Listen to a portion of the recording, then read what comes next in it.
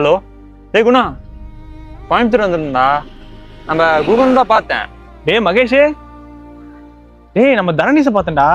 என்னடா இப்படி இருக்கான்? ஆள் நல்லா படிச்சு நல்லா வசதியா இருக்கிறான்டா.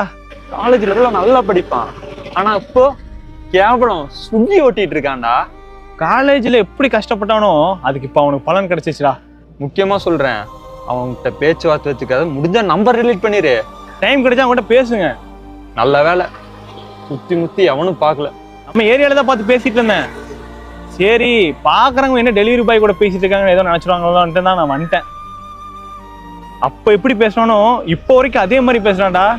வைக்கிறேன்டா. ரொம்ப நல்லவன்டா அவன். ஒரு நிமிஷம்டா. பாய்டா.